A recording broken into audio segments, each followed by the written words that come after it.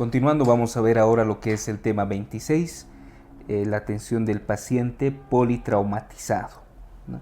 ¿Qué se entiende por politraumatizado? Es todo paciente herido, ¿no?, que tiene muchas lesiones, pero hay una lesión que compromete la vida. Eso, por lo menos una lesión que compromete la vida en un paciente con varias lesiones es un paciente politraumatizado, ¿no? Generalmente la atención de estos pacientes está protocolizado, ¿no? Hay una evaluación primaria, una evaluación secundaria y un tratamiento definitivo, ¿no? En este tema se va a hacer énfasis especialmente en lo que es la evaluación primaria, ¿no? Hay algunas reglas básicas teóricas, por ejemplo, no pasarse de una fase a otra sin haber terminado la fase anterior que se había iniciado, ¿no? Y hay que hacer una reevaluación periódica de los primeros pasos, de A, B, C principalmente, ¿no? Bueno, vamos a ver ahora lo que es la evaluación primaria, ¿no? Esa evaluación que se hace en el primer momento en que llega el paciente, ¿no? Hay un concepto que se denomina la hora dorada, que son los primeros 60 minutos desde el primer contacto con el paciente, y especialmente los 10 primeros minutos son los que hace énfasis esta hora dorada para poder tener buenos resultados en el tratamiento de estos pacientes, ¿no? ¿Cuál es el objetivo de esta evaluación primaria? Identificar y corregir, ¿no?, algunos trastornos o lesiones que pongan en riesgo inmediato la vida, ¿no? ¿Y cómo se basa esta evaluación primaria, ¿no? Sus pilares básicos son el A, B, C, D y E, ¿no? Vamos a empezar con lo que es la letra A, que se refiere a lo que es la vía aérea y cuidado de la columna cervical, ¿no? Control cervical y vía aérea, ¿no? Generalmente todo esto comienza con lo que es la inmovilización de la columna cervical, como vemos en la imagen, ¿no? Generalmente se pueden utilizar collarines rígidos de manera frecuente, ¿no? Si no se encuentran, algunas bolsas de arena, ¿no?, a los dos lados, ¿no?, y tratar de fijar la frente del paciente hacia la tabla de sujeción que se está utilizando, ¿no? Si hay anomalías en el tono de voz, ruidos extraños en la respiración, ¿no?, taquipnea, alteraciones del estado mental, generalmente eso nos tiene que hacer sospechar e ir a explorar lo que son las vías respiratorias, si es que están permeables o no, ¿no? A eso se refiere lo que es la parte de A, vía aérea y control de la columna cervical. Bueno, hay algunos materiales, ¿no?, como vemos en la imagen: cánulas bucales, sondas orofaringeas, ¿no?, mascarillas, algunas cánulas, ¿no?, el tubo endotraqueal, ¿no?, con el laringoscopio respectivo, el ambú, ¿no?, que nos permiten controlar esta vía aérea. ¿Y en qué casos nosotros utilizaríamos este tubo endotraqueal, ¿no? ¿En qué casos realizaríamos la intubación endotraqueal? Generalmente en casos de apnea, alteración del estado mental, ¿no? Esta es la indicación más frecuente, ¿no? Cuando la alteración del estado mental, ¿no?, dificulta un buen ingreso y salida de aire. Lesiones inminentes por inhalación, hematomas, hemorragia facial, ¿no?, hinchazón de tejidos blandos alrededor de la vía aérea, ¿no?, broncoaspiración, ¿no? Lesiones inminentes que comprometan esta vía aérea son indicaciones de intubación rápida, y la incapacidad para mantener una buena oxigenación de igual manera, ¿no?, son los que nos indica una intubación endotraqueal. Dos términos importantes, que vendría a ser una cricotomía y que vendría a ser una traqueostomía, ¿no? Si vemos aquí en la imagen, esta es la tráquea en una posición horizontal, un paciente en decúbito dorsal, ¿no? Este es el cartílago tiroides, el cartílago cricoides, ¿no?, y los anillos traqueales, ¿no? Para hablar de una cricotomía, la cricotomía se realiza en esta parte, en la membrana cricotiroidea, ¿no?, con una incisión vertical, ¿no?, pero generalmente es muy poco utilizada porque causa una estenosis subglótica que afecta mucho a lo que es el paciente. Por lo tanto, lo más utilizado vendría a ser una traqueostomía, ¿no? Esta traqueostomía, como ustedes están viendo, se realiza entre el segundo y tercer anillo traqueal, ¿no? Pues por donde se entra, y generalmente las indicaciones para una traqueostomía vendría a ser una separación total entre laringe y tráquea y fracturas laríngeas de igual manera. Si hay una rotura transversa total de la tráquea, es mejor poner una pinza traumática, ¿no?, en la parte distal de esta tráquea para evitar que se introduzca a mediastino. Bueno, vamos a ver lo que es la letra B, breathing, que se refiere a la ventilación y oxigenación del paciente. Es muy importante saber que todo paciente politraumatizado tiene que recibir oxígeno complementario, ¿no? Y debe estar esto controlado por una oximetría de pulso. Y hay algunas patologías que comprometen esta ventilación y oxigenación y ponen la vida en riesgo inmediato. ¿Cuáles son? Los neumotórax, ya sea a tensión o abierto, y lo que es el tórax flácido o tórax inestable o bolet costal, ¿no? Patologías que los vamos a ir viendo en los posteriores temas, ¿no?, de trauma torácico, ¿no? Pero es muy importante irlas reconociendo clínicamente. Como vemos aquí, esta imagen nos hace referencia a garantizar una buena ventilación y oxigenación en todos los pacientes y descartar esas patologías, ¿no?, que alteran esta oxigenación-ventilación y ponen en riesgo la vida del paciente. Pasamos a la otra letra, la letra C, de circulación. Vemos aquí algo importante en relación con el control de las hemorragias, ¿no? Para realizar un buen control de las hemorragias, generalmente se realiza la palpación de los pulsos periféricos, ¿no?, especialmente el carotidio, el femoral y el radial, ¿no? Y si estos son palpables, como están viendo en la diapositiva, ya nos indican un cierto valor de presión arterial sistólica. Vale destacar que todo episodio de hipotensión en un paciente politraumatizado, ¿no?, entendiéndose por hipotensión una sistólica menor a 90, ¿no?, todos esos valores de hipotensión tenemos que pensar como primera causa una hemorragia, ¿no? Una hemorragia vendría a ser la primera causa de hipotensión en un paciente politraumatizado.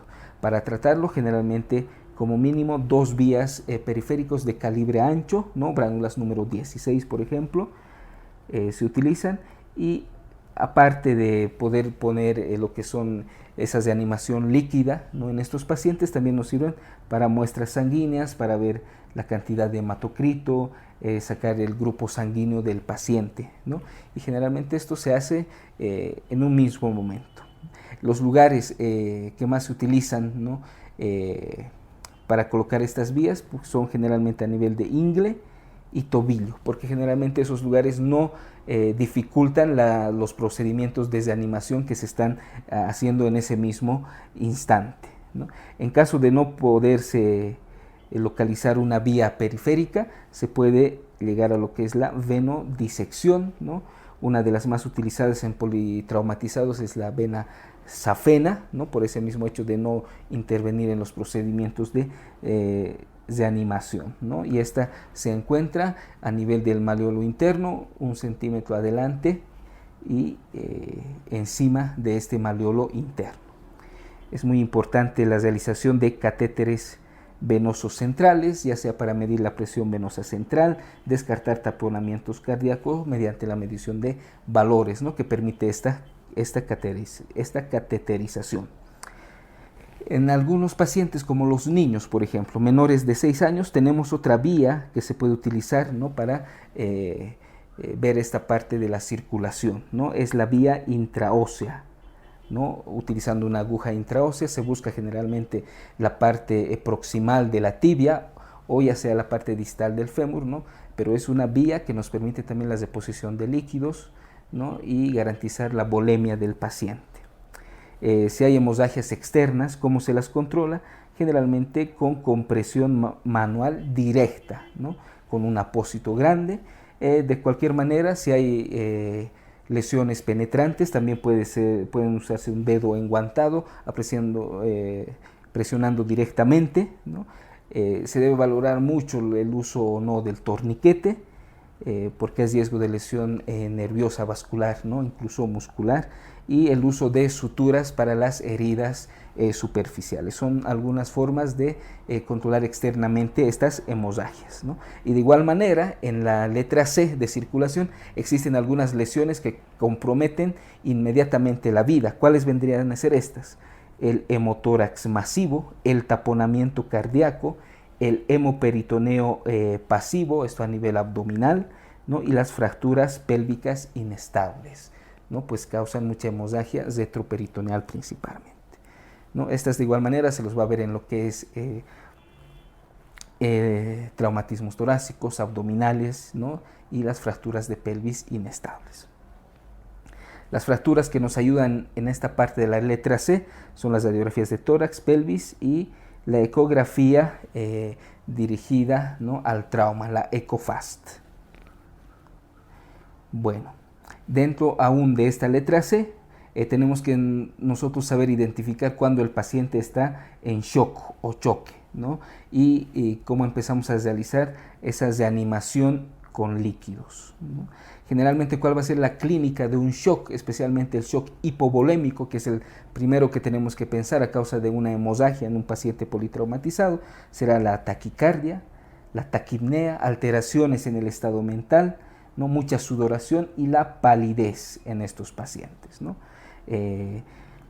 Y bueno, la reanimación líquida en este tipo de pacientes busca restablecer una perfusión a nivel tisular, ¿no? Y generalmente, ¿cómo se inicia esta reanimación líquida?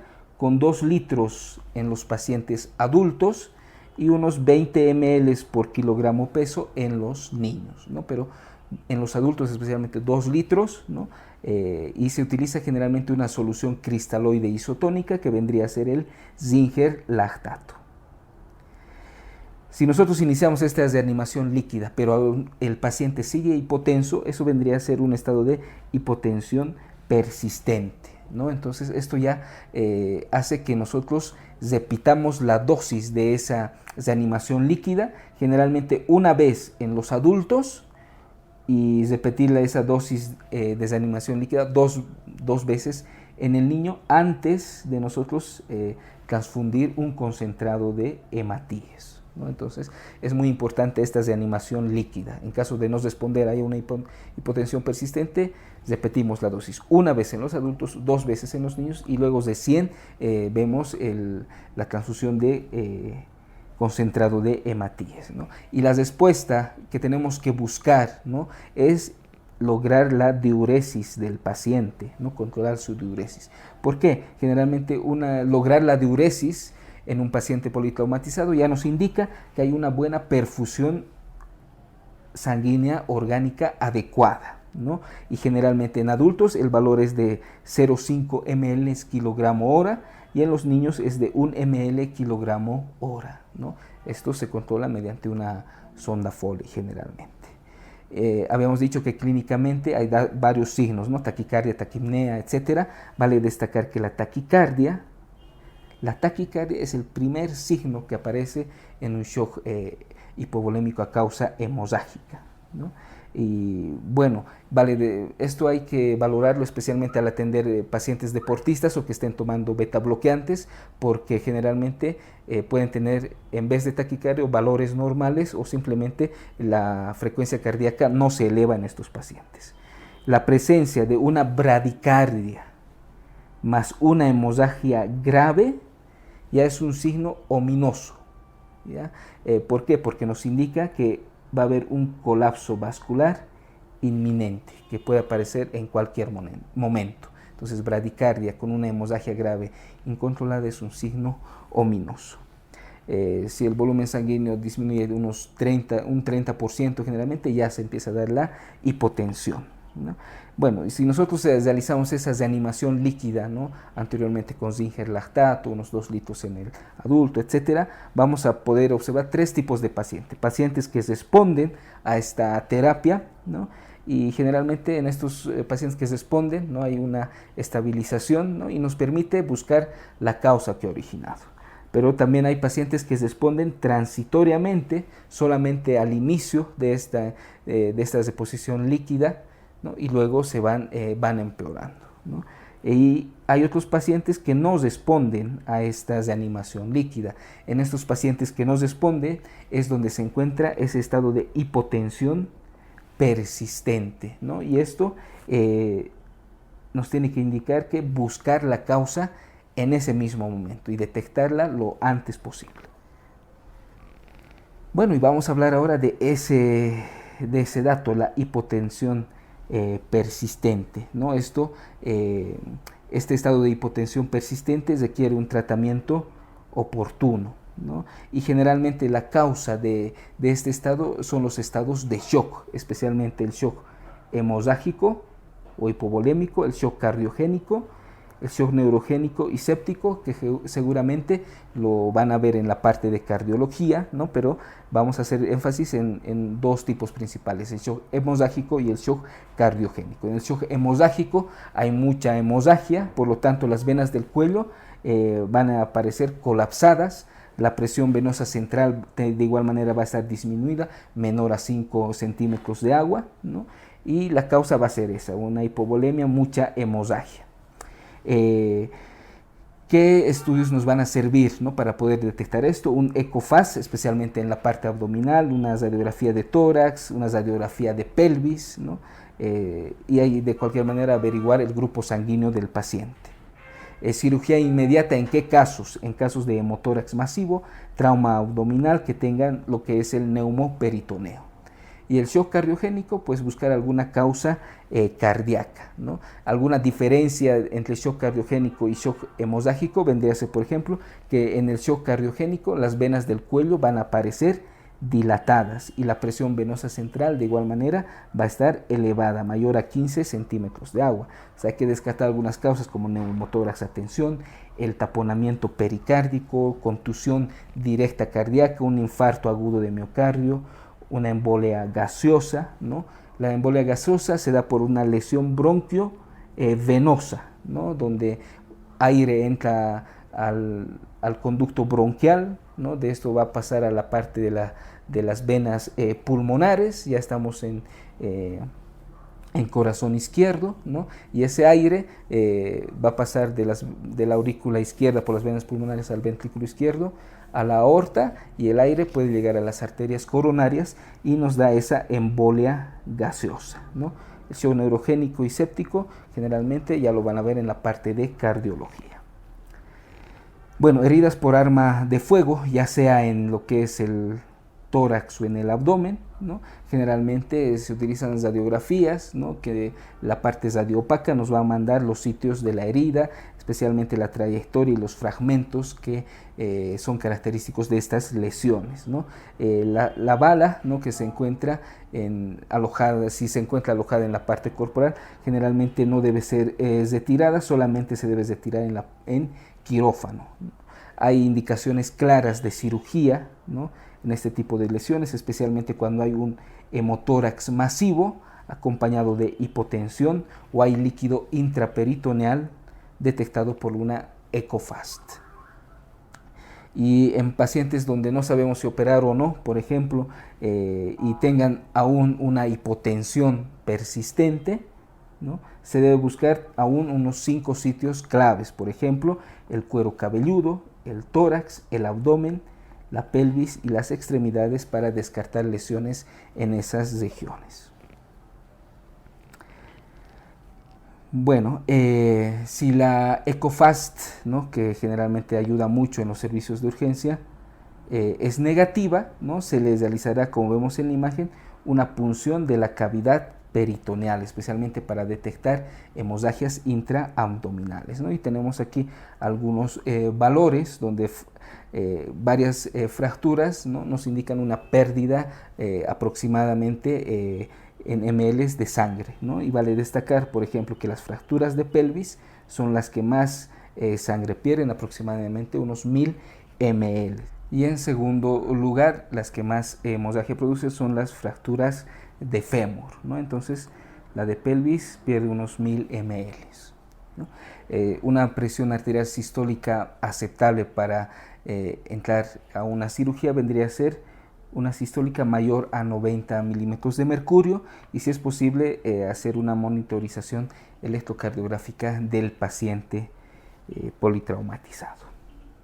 Vamos a pasar a la siguiente letra, la letra D, que nos indica una valoración neurológica breve, ¿no? O sea, no tiene que ser un examen neurológico completo, sino una valoración neurológica breve, ¿no? Para descartar edema cerebral, para ver la necesidad urgente de una neurocirugía, ¿no? Y esto generalmente se logra solamente con la escala de Glasgow, ¿no?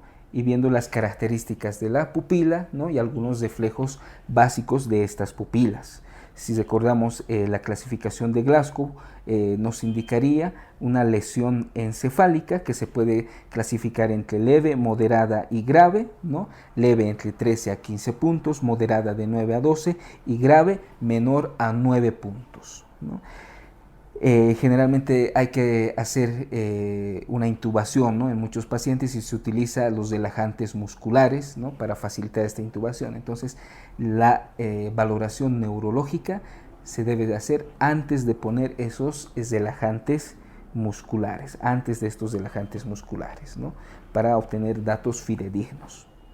Y bueno, la alteración del estado mental, por ejemplo, se puede dar por datos de hipoxia, hipercarbia, hipertensión intracraneal, hipovolemia, ¿no? Son algunas alteraciones que pueden causar alteraciones en el estado mental, ¿no? Y estas alteraciones en el estado mental, ¿no?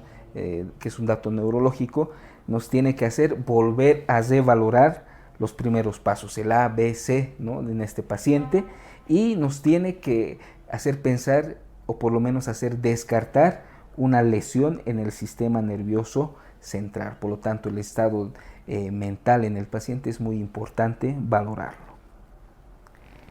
Bueno, pasamos a la siguiente letra, que vendría a ser la E, de exposición, ¿no?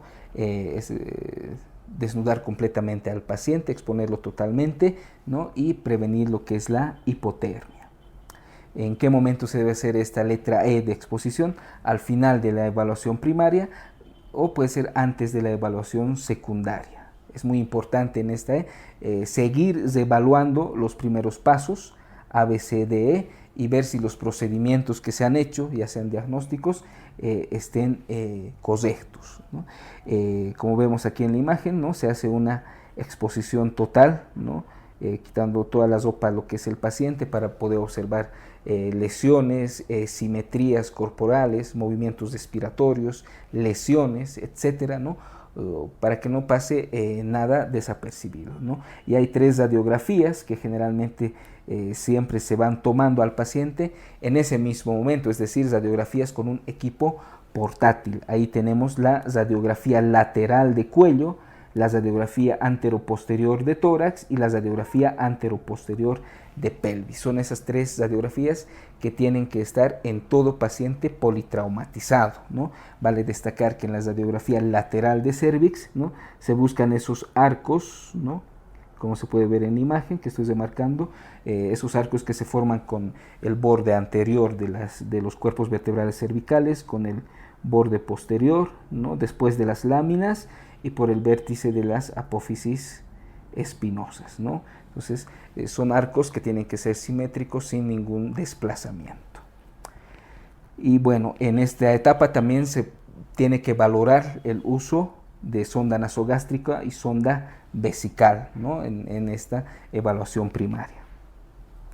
Y bueno, después de haber hecho ese A, B, C, D, E de un paciente así rápidamente, se pasa a la evaluación secundaria, que ya es más detallada, ¿no? Y trata de detectar otras lesiones o algunas lesiones que tal vez hayan podido pasar desapercibidas en la evaluación primaria, ¿no? En la anamnesis nos interesan los datos del accidente, ¿no? Qué hora es, qué mecanismo lo ha causado, si toma medicamentos o no, el paciente, patologías previas de libaciones o drogas en este paciente, la última alimentación y si el paciente tiene alergias. Ahí se forma un mnemotécnico, la anamnesis tiene que ser amplia. La exploración física en orden descendente, más detallada: cabeza, cuello, tórax, abdomen, extremidades, ¿no? En esa manera. Y se vuelve a evaluar al paciente otra vez, ¿no? El ABCDE, cómo está, ¿no? Y generalmente ya en la letra D ya se vuelve a hacer una evaluación neurológica, pero ya una evaluación neurológica completa, ¿no? Y se vuelve a ver los procedimientos que se han hecho, si están correctos. Algunos estudios radiológicos que se piden, si es que no se han pedido, son esas 3 radiografías básicas: lateral de columna cervical, AP de tórax y de pelvis, ¿no? Valorar si se va a poner una sonda nasogástrica o una sonda uretral, ¿no? Especialmente ver si el paciente tiene contraindicaciones para no utilizar esas sondas. Esto, como hemos visto, se puede hacer tanto en la evaluación primaria, mientras se está estabilizando al paciente, o en esta evaluación secundaria, ¿no? Y bueno, por último, se verá la necesidad de una consulta especializada en caso de ser necesario, ¿no? Y el último eslabón vendría a ser el tratamiento definitivo, ¿no? Que ya engloba una terapéutica global, total del paciente, ya sea completando algunos tratamientos que se han iniciado en las 2 anteriores fases, o iniciando otros tratamientos que van a ser más prolongados, ¿no? Generalmente se basa en lo que es una consulta especializada, si es necesario traslado a un centro de referencia, y ver si los recursos humanos y materiales están disponibles para este paciente. Entonces ese habría sido el resumen de lo que es la atención de un paciente politraumatizado, y espero les sirva para su estudio.